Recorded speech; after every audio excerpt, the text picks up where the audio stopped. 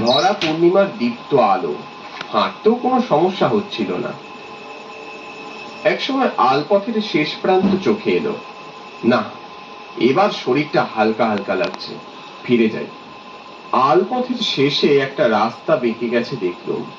ভাবলুম ওই রাস্তা ধরলেই হয়, এত সরু পথ ধরে যাওয়ার কোনো মানেই হয় না। তৎক্ষণাৎ একটা জোর দমকা বাতাস আমার আঘাত করল। চারপাশের পরিবেশ মুহূর্তে ঠান্ডা হয়ে গেল। ঝড় আসছে কোথাও। হু শব্দে একরাশ ধুলোবালি পাতা উড়ে এলো। আমি সেই রাস্তা ধরে ছুটতে লাগলাম। আরে, অন্ধকারের সামনে মাটিতে গুটিকত কাঁচা পাকা আম পড়ে আছে দেখলো। আম পেড়ে দিচ্ছি, নিয়ে যাবো। সামনে এক মাথা ঘোমটা টানা এক অপরিচিতা কথাগুলো।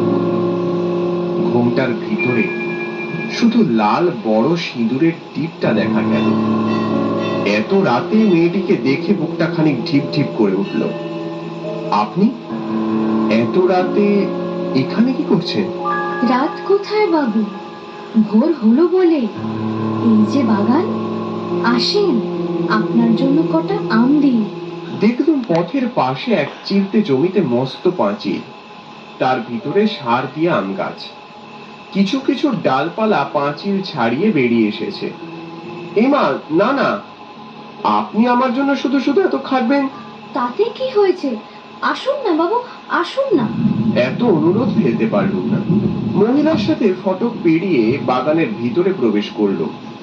বাগানের পরিসর বিশেষ বড় নয়।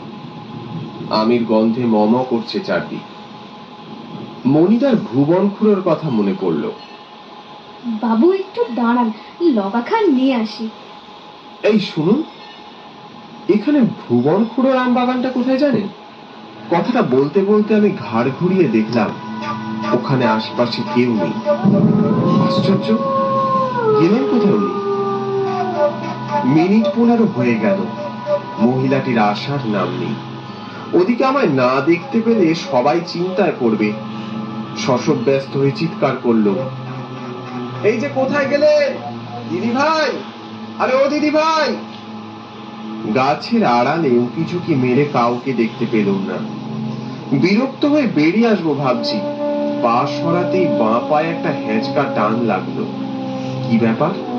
আমি তড়িঘড়ি পাটা সরাতে চাইলে ফের ব্যর্থ হলো। শত চেষ্টাতেও যখন পা নাড়াতে পারলুম না, তখন নিচে তাকালুম। আমার বাঁ পাকে বেষ্টন করে আছে নরকঙ্কালের দুটো লিকলিকে হাত।